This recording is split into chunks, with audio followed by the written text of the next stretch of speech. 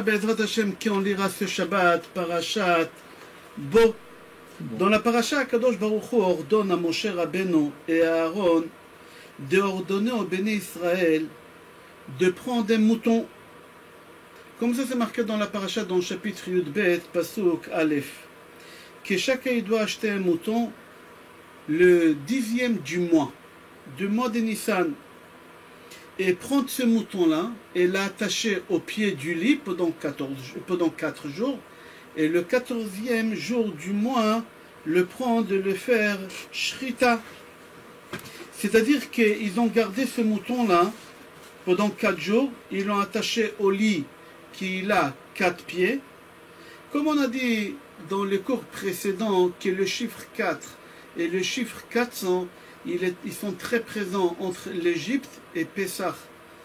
Et Pessah, il y a les 4 questions, il y a les 4 coupes de vin, il y a beaucoup de chiffres 4. On prend les 3 matzot, on coupe celle des milieux en 2, ça fait encore, et total ça fait 4 matzot, etc. Et là, Kadosh Baruch Hu dit à Moshe Aaron de ordonner au Béné Israël que le 10e jour du mois de Nissan, il faut qu'ils achètent un mouton.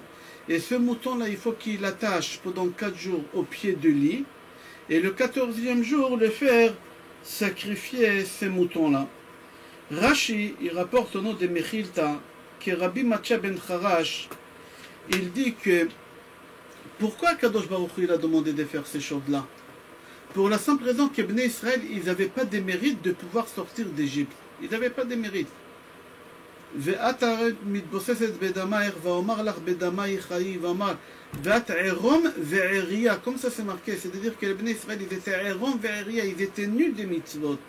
Akadosh Baruch Hu dit, puisqu'ils sont nus des mitzvot, il faut leur donner 2 mitzvot pour qu'ils puissent sortir d'Égypte, sinon ils ne peuvent pas sortir d'Égypte. Et quels 2 mitzvot Akadosh Baruch Hu nous donne à faire? C'est les 2 mitzvot avec du sang. Il y a la Brit Mila et il y a le sacrifice de Pessah. Ces 2 mitzvot-là pour qu'on puisse sortir d'Égypte. C'est-à-dire que le sacrifice de Pessah, ils l'ont fait le soir. C'est normal, ils l'ont fait le soir. Et tu comprends d'ici, de ce midrash, qu'ils ont fait la Brit Mila aussi le soir. D'où tu comprends qu'ils ont fait le soir, pour la simple raison que les Bnei Israël, ils n'ont pas voulu se faire circoncire. Ils n'ont pas voulu. Moshe Rabbeinu leur a dit, tant que vous n'allez pas faire la Brit Mila, vous ne pouvez pas sortir d'Égypte. Vous ne pouvez pas sortir. Les Bnei Israël, ils ont dit, bon alors on ne sort pas. Et Akadosh Baruch Hu, pour leur donner envie de sortir, il a fait sortir un parfum de Gan Eden qu'il a fait rentrer dans le sacrifice, l'agneau pascal que Moshe il a préparé. Et ils avaient envie, ils ont dit à Moshe Rabbeinu, on veut manger, on ne peut pas résister. Il leur a dit, il n'y a pas de problème, je vous donne, mais à condition que vous allez faire la Brit Mila. Ils étaient obligés de faire la Brit Mila et tout ça, ça se passe quand? Le soir. Et comment on peut faire un Brit Mila le soir? On n'a pas le droit de faire un Brit Mila le soir. Comment ça se fait que Yoshua il a circoncis les Bnei Israël quand la nuit elle est tombée? Comme ça c'est rapporté dans la Halakha. Il y a plusieurs réponses. La réponse qui donne le Meshech Chochma, il dit que quand la Torah elle nous ordonne de ne pas faire la Brit Mila le soir, c'était après le Korban Pessah. On a reçu la Torah 7 semaines plus tard, on a reçu la Torah. Et ici, quand ils se sont fait circoncis, la nuit, c'était avant qu'on a reçu la Torah. Comme ça, il dit le Meshech Chochma. Le Rim, il donne une autre réponse. Il dit non, eux, ils n'ont pas fait la Brit Mila pour la mitzvah de la Brit Mila. Eux, ils ont fait la Brit Mila pour pouvoir manger le sacrifice de Pessah. Parce que celui qui a le Orla, celui qui a... Et il n'a pas fait la Brit Mila, il ne peut pas manger le sacrifice de Pessah. Alors eux, ils ont fait la Brit Mila, pas pour la mitzvah. Si c'est pour la mitzvah, tu n'as pas le droit de faire ça le soir. Mais si c'est pas pour la mitzvah, tu as le droit de le faire le soir. Et eux, ils ont fait la mitzvah de la Brit Mila pour pouvoir manger de l'agneau pascal. Alors on a donné la réponse de Meshech Chochma, on a donné Rim, et là le Zohar HaKadosh. Le Zohar HaKadosh, Rabbi Shimon Bar Yochai, il dit qu'il faut que tu saches qu'est-ce qui s'est passé pendant cette nuit. Cette nuit, il n'y avait aucune obscurité dans cette nuit-là. C'était la lumière de jour. Dans les maisons des Béné Israël, il faisait une lumière de jour. C'est marqué dans Tehillim, Kuf Lametet 139. C'est marqué là-bas dans Pasuk 12. Velaila kayom yair kachashecha kaora. que quand il faisait nuit, à la maison des Béné Israël, la lumière qu'ils avaient, c'était une lumière de jour. Alors, puisqu'il y a une lumière de jour, alors on peut faire la Brit Mila quand il y a la lumière de jour. Comme ça, il dit le Zohar HaKadosh, Or HaChaim HaKadosh, il dit la même chose que le Zohar HaKadosh, mais Or HaChaim HaKadosh, il ramène une autre pasouk. C'est marqué dans Sefer Shemot, chapitre Yud Gimel, pasouk Chet, V'igadta lebincha bayom hahu. Tu diras à ton fils le jour. C'est-à-dire quoi le jour? C'est-à-dire le jour qu'ils ont fait la Brit Mila, c'était nuit, mais ils faisaient la lumière de jour.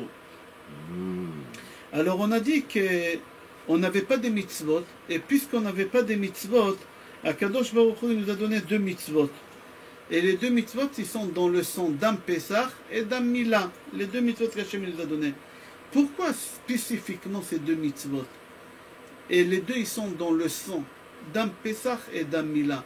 Il y a tellement de mitzvot qu'Akadosh Baruch Hu, il aurait pu nous donner, mais Hachem, il a décidé de nous donner ces 2 mitzvot-là. Pourquoi? Alors, Achida, Akadosh Rabbi Chaim Yosef David Azoulay, il répond au nom de Gour Aryeh. Il dit qu'au moment qu'Akadosh Baruch Hu, il a dit à Moshe Rabbeinu de faire la Brit Mila et de faire l'agneau pascal, Moshe Rabbeinu, il a dit à Akadosh Baruch Hu, je ne comprends pas. Tu leur demandes de tuer l'agneau pascal, les Égyptiens, quand ils vont voir qu'on a égorgé leur Dieu, ils vont nous tuer. Et surtout, en même temps, tu nous demandes de faire la Brit Mila, on va être faible, c'est lui qui fait la Brit Mila. Il est malade, on voit que les enfants d'Yaakov, ils ont dit aux habitants de la ville Shrem, faites la Brit Mila et on va vous donner notre sœur Dina. Mais en fin de compte, qu'est-ce qu'ils ont fait? Après la Brit Mila, on est tellement faible le 3e jour, qu'ils ont rentré Shimon et Lévi dans la ville de Shrem, ils ont tué tous les habitants. On est faible. Alors Moshe Rabbeinu dit à Kadosh Baruch Hu, comment tu peux nous demander de faire la Brit Mila et de prendre l'agneau pascal pendant 4 jours? Les Égyptiens, quand ils vont venir nous rendre visite, quand on va être malade, ils vont dire c'est quoi cet agneau? Et on va dire oui, c'est pour l'égorger. Non, on va être les malades, ils vont nous tuer. C'est danger, qu'est-ce que tu nous demandes de faire? Akadosh Baruch Hu dit à Moshe Rabbeinu, Moshe, si les Bnei Israël ne vont pas égorger leur Dieu devant les Égyptiens, ils ne vont pas sortir d'Égypte. Ils ne vont pas sortir d'Égypte. Moi, je veux au monde entier que le Dieu des Égyptiens ne vaut rien du tout. La question qu'elle se pose, c'est bizarre que mon cher Rabbeinu dit à Hachem, comment tu peux nous demander de faire une chose pareille, tu nous mets en danger. Si Hachem il te dit de faire, ne t'inquiète pas, Hachem il a pensé à tout. Hachem il a pensé aussi à te protéger. Pourquoi mon cher Rabbeinu il demande cette chose-là? Une autre question, pourquoi un juif il ne peut pas sortir d'Égypte tant qu'il n'a pas fait l'agneau pascal et tant qu'il n'a pas fait la Brit Mila? Pourquoi Hachem il fait lier la sortie au sacrifice et à la Brit Mila? Pourquoi Hachem il fait ça? Alors le Gour Aryeh dit que mon cher Rabbeinu, il a dit à Kadosh Baruch Hu, Hachem, toi tu fais des miracles à celui qui a des mérites. Nous les Bnei Israël, on n'avait pas encore des mérites. On n'avait aucune mitzvah. Alors comment ça se fait que tu vas nous protéger? Comment ça se fait que tu vas nous faire des signes? Alors Akadosh Baruch Hu dit à Moshe Rabbeinu, justement, écoute la finesse de la chose. Akadosh Baruch Hu dit à Moshe Rabbeinu, il faut prendre le mouton. Il faut l'attacher pendant 4 jours. Pourquoi il faut l'attacher pendant 4 jours? Parce que celui qui fait la Brit Mila, il est malade pendant 3 jours. Et le 3e jour, il est très malade, il est très faible. Mais quand est-ce que tu vas égorger le Dieu des Égyptiens? Au 4e jour. Au 4e jour, déjà tu es guéri au 4e jour. Tu as la force de te défendre. Akadosh Baruch Hu, il ne t'a pas mis en danger. Mis à part qu'Akadosh Baruch Hu, il te protège. Comme ça, il dit le Gour Aryeh. Et Akadosh Baruch Hu, il a donné ces mitzvot-là pour voir jusqu'où on va se donner à Hachem corps et âme. Jusqu'à quel niveau nous, les Juifs... Parce que quand on dit que les Juifs, ils n'avaient pas de mitzvot pour pouvoir sortir d'Égypte, bien sûr qu'on avait des mitzvot. C'est marqué, Loshinu Leshonam, Loshinu Malbusham, on n'a pas changé notre langue, on n'a pas changé nos habits, on a fait attention à la Brit Mila. Il y a des mitzvot qu'on avait pour pouvoir sortir. Hachem, il a dit, vous n'avez pas des mitzvot qui vous avez mis votre vie en danger. Moi, je veux des mitzvot qui mettent votre vie en danger. Et les seuls mitzvot de mettre notre vie en danger, c'est Brit Mila et sacrifice de l'agneau pascal. Il faut comprendre qu'Akadosh Baruch Hu, il a demandé qu'on prend cet agneau et qu'on l'attache au lit. On va essayer de comprendre qu'est-ce qu'Akadosh Baruch Hu, il veut de cette mitzvah-là qu'on se met en danger des morts. Parce que les Égyptiens, quand ils ont vu qu'on prenait leur Dieu, ils se mettaient hors d'eux. Mais ils n'ont pas pu bouger. Pourquoi? Parce qu'ils ont dit, tant qu'on n'a pas vu que les béné Israël, ils ont égorgé, alors on ne peut pas bouger. Mais au moment qu'on va voir que les béné Israël, ils bougent, on va les égorger. Alors c'est pour ça qu'ils avaient un temps de 3 jours pour pouvoir s'en sortir de cette faiblesse. Et uniquement le 4e jour faire le sacrifice. On va avancer. Je vais te dire quelque chose, mais je te conseille, tu ne dis pas ça à ta femme, parce que si ta femme elle va entendre ça, elle va rentrer dans un panique total. Dans 2 mois et demi, Be'ezrat Hashem, c'est Pessah. Dans 2 mois et demi, Be'ezrat Hashem, c'est Pessah. Et le soir de Pessah, on va lire la Haggadah. Et dans la Haggadah, on va lire, c'est marqué là-bas, Baruch Shomer Avtachato l'Israël, Baruch Hu. Béni Hashem, qui tient sa parole. Shomer Avtachato l'Israël. On bénit Akadosh Baruch Hu qui tient sa parole. La question qu'elle se pose, qui veut dire ça, Hashem, il tient sa parole? Est-ce que Chaz Veshalom, Akadosh Baruch Hu, il ne tient pas la parole? Quand Akadosh Baruch Hu, il dit quelque chose, Hashem, il fait cette chose-là. Pourquoi dans la Haggadah, on dit Baruch Shomer Avtachato l'Israël, Baruch Hu? On bénit Akadosh Baruch Hu qui tient la parole. Mais bien sûr qu'Akadosh Baruch Hu, il tient la parole. Akadosh Baruch Hu dit à Avraham Avinu dans Sefer Bereshit, chapitre Tetvav, Pasuk Yud Gimel, Akadosh Baruch Hu dit à Avraham Avinu, d'Égypte, je vais faire sortir uniquement tes descendances. Celui qui n'est pas de tes descendances, je ne le ferai pas sortir d'Égypte. Comme ça, Hachem il dit à Avraham Avinu. La question qu'elle se pose, qui est considéré comme les descendances d'Avraham Avinu? Alors il faut savoir qu'il y a 2 mitzvot Avraham Avinu il a fait, il a risqué sa vie. Il a annulé la Avodah Zara à tel point que Nimrod, il a pris Abraham, il l'a jeté dans la fournaise de Kasdim. Il a risqué sa vie. Et deuxième mitzvah qu'Abraham Avinu, il a risqué sa vie à son âge, la Brit Mila. Alors Akadosh Baruch Hu d'Abraham Avinu, j'ai fait sortir d'Égypte uniquement les gens qui sont des descendants.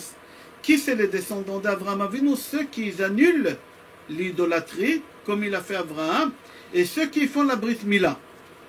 Alors Akadosh Baruch Hu, pour nous faire sortir d'Égypte, il ne peut pas, parce qu'on n'est pas les descendants d'Abraham Avinu. Pourquoi? Parce qu'on n'a pas annulé l'idolâtrie. C'est marqué que Bnei Israël ayor avdei avodah zara b'Mitzrayim, que les Bnei Israël ils faisaient l'idolâtrie en Égypte. Mis à part ça, les Bnei Israël, ils n'ont pas fait la Brit Mila.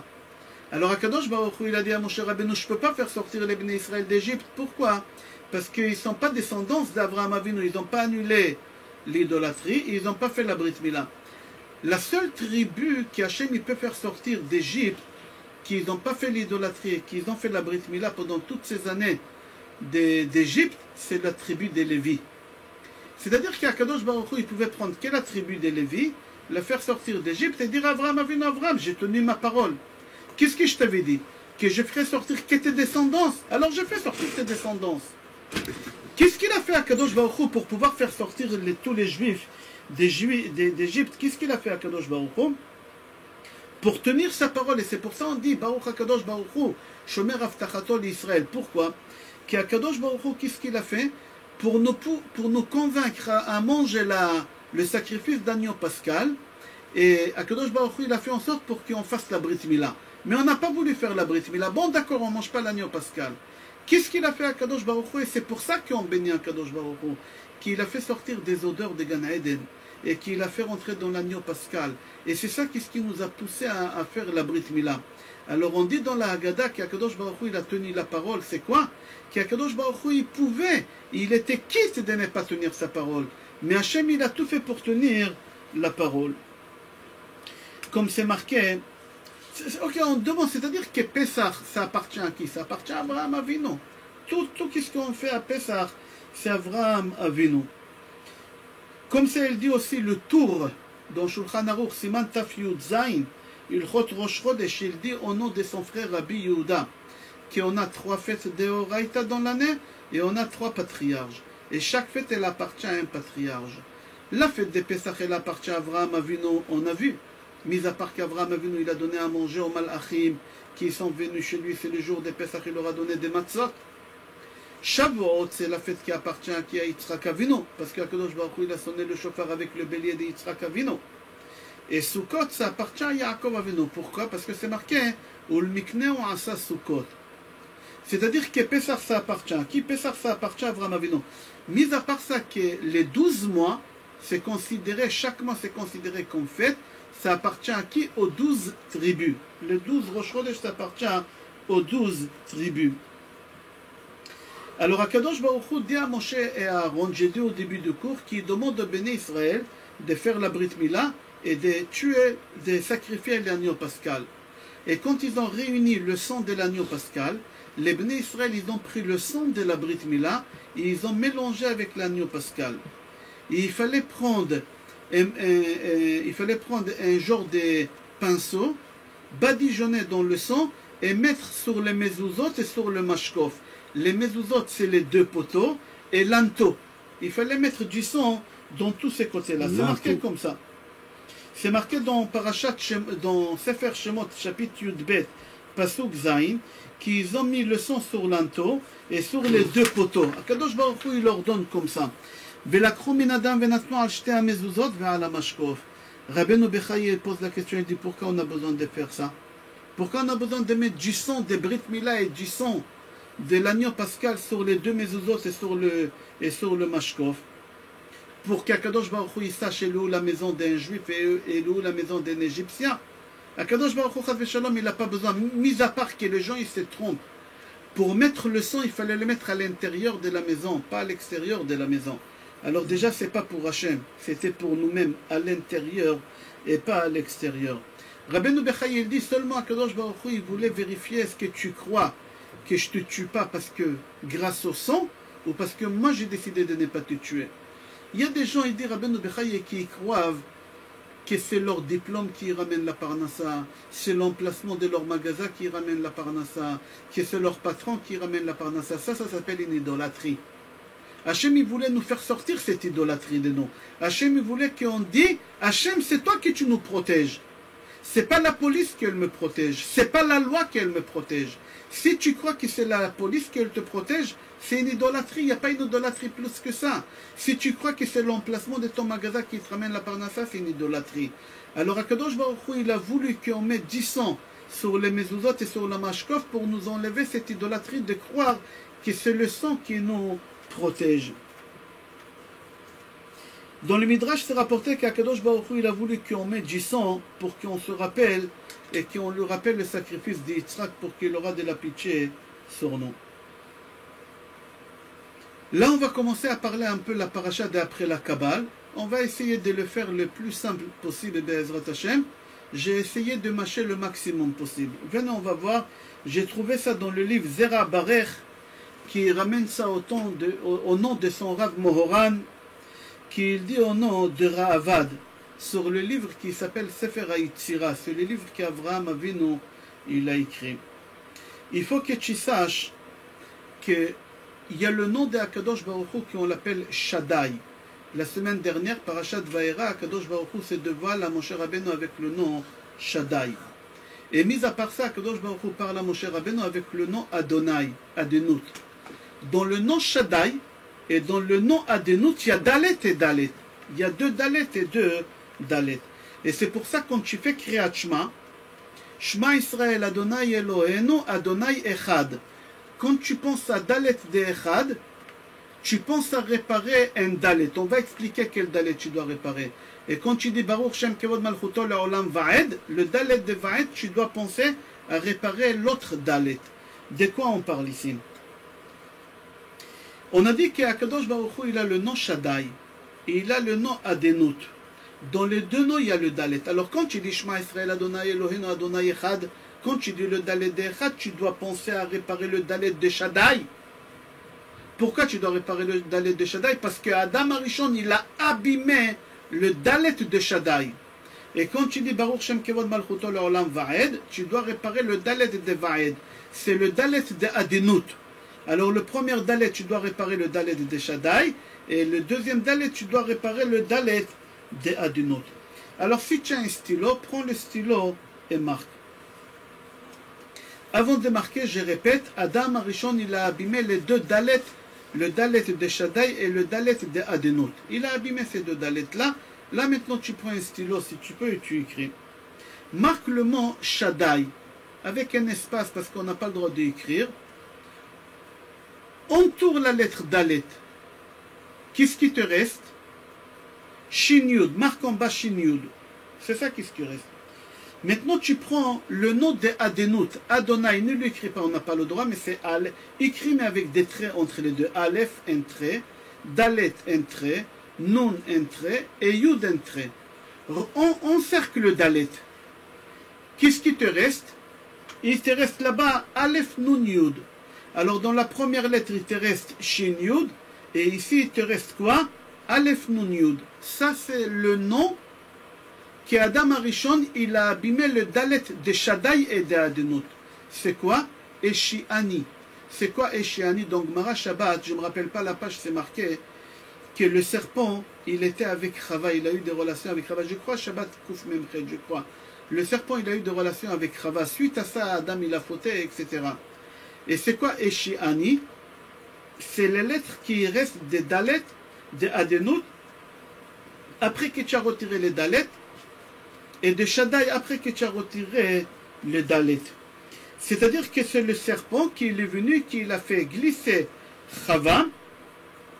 Et c'est quoi la valeur numérique de Nachash? Marque Nachash maintenant, Nun, Chetchi. C'est la même valeur numérique des Paro. C'est la même valeur numérique des Paro. On a dit ça au début du cours, que c'est la même valeur numérique. Mais comment c'est la même valeur numérique? Paro, c'est 355. Comme ça, c'est marqué dans le livre d'Achida, dans le livre Chomat Anach. Il dit que Paro, c'est 355. Valeur numérique de Nachash, c'est 358. Il manque 3. Les 3 qui manquent, c'est Paro Melech Mitzrayim. Chaque fois quand on parle de Paro, on dit Paro Melech Mitzrayim. Alors, Paro seul, ça fait 355. Rajoute les 3 mots Paro Melech Mitzrayim, ça te fait 358. C'est-à-dire que le serpent, il est là en Égypte pour réparer la faute des serpents avec Chava, c'est Paro. Moshe Rabbeinu, c'est Adam. On a dit, Moshe, tu retires le Shin, il reste Memhei. Memhei, c'est la valeur numérique de qui? De Adam. C'est 45 Adam.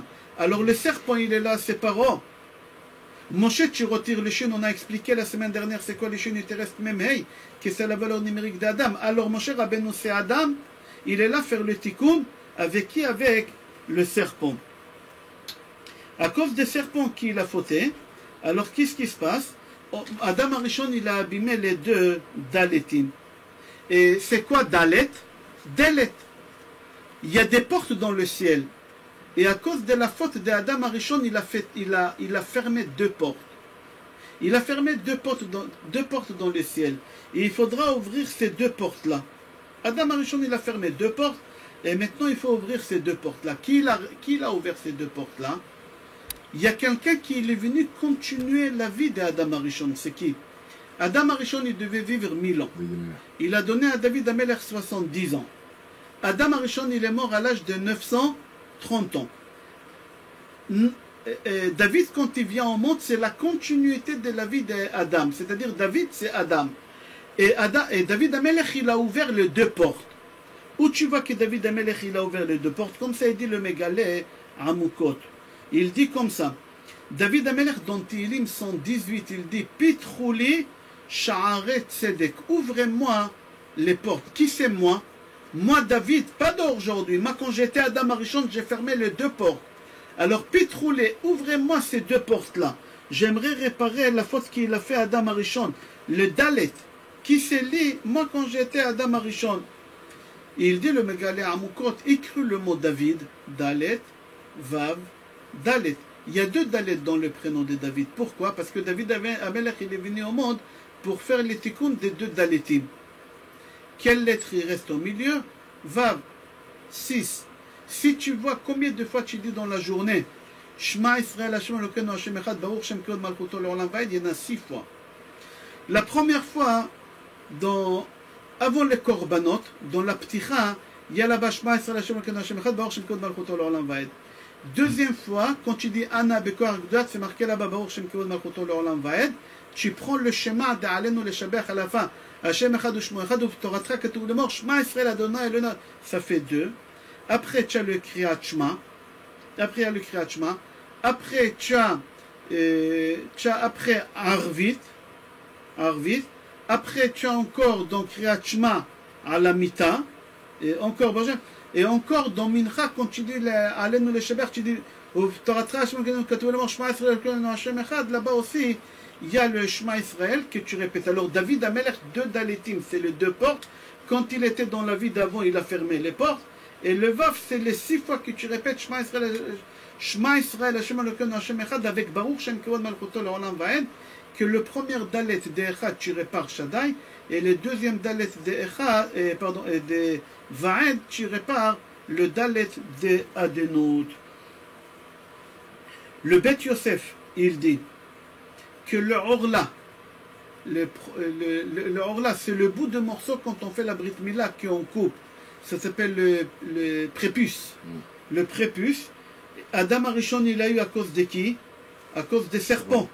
Et on a dit que le serpent, c'est valeur numérique Paro, Nachash et Paro. Et Bnei Israël, avant de se séparer de ce serpent-là qui s'appelle Paro, ils doivent réparer la Brit Mila. Bnei Israël, ils doivent réparer la Brit. Et il dit, le Bet Yosef, d'après la Kabbale, quand le Moël, il a fini de couper le prépuce, il fait la bracha, Baruch Ata Hashem Elokeinu melech haolam borei pri hagefen, tout de suite, il dit le pasuk de Yecheskel, chapitre Tetzain, pasuk Vav. Vaomar lach bedamai chai, vaomar lach bedamai chai. Écoutez bien, c'est rapporté dans Yoredea, Siman, Resh Samechei, et c'est Seif Katan Aleph, et c'est rapporté aussi au nom d'Abu Deram. Quand le Mohel, il fait la Brit Mila, il dit le pasuk, Ve'arech mitboseset bedamaich, je montre mes mains. Le Mohel, il trempe le doigt, pas comme ça. Regardez comment on fait. Le Mohel, il doit plier ce doigt-là. Là, il y a 3 doigts, c'est Shin. Là, il y a le doigt plié, c'est le Dalet. Et ici, on a le doigt plié, c'est le Yud. Alors, le Mohel, quand il dit le pasuk qu'on a dit dans la Brit Mila, il trempe le doigt. Ve'arech mitboseset bedamaich, va'omar lach bedamaich chai, va'omar lach bedamaich chai. Ici, il y a Shaddai. Il y a le Dalet. Alors, le Mohel, il prend le vin, il met dans la bouche des bébés. Et il lui met 2 fois.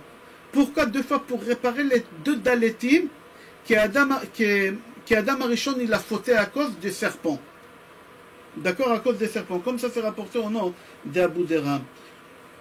Il dit le Bet Yosef au nom d'Abu Deram, et aussi le Kolbo, il rapporte ça. Venoten me'etzba'o bayain, ve'achrechen befe atinok, ve'oset tzurat shadai be'etzba'otav, venoten befe atinok pa'amaim. Il faut mettre dans la bouche 2 fois pour réparer les 2 Daletim. On a dit aussi au nom de Rabbeinu Bechaye qu'il faut mettre le sang sur les 2 lanteaux, et les 2 poteaux et lanteaux en haut. Pourquoi? Écoutez quelque chose de très bien. Dans la mezouza, en hébreu, comment on appelle les poteaux? Ça s'appelle mezouza. C'est pas la mezouza que tu mets. La mezouza, on l'appelle mezouza parce que tu la fixes dans la mezouza. Mais en hébreu, les 2 côtés, on les appelle mezouza. Même dans la paracha, c'est marqué mezuzot, qu'il faut badigeonner du sang avec les mezuzot. Mais si tu prends la valeur numérique des mezuzah, avant de prendre la valeur numérique des mezuzah, j'ai pas ici des mezuzah, mais si tu prends la mezuzah à l'envers, c'est marqué Shaddai.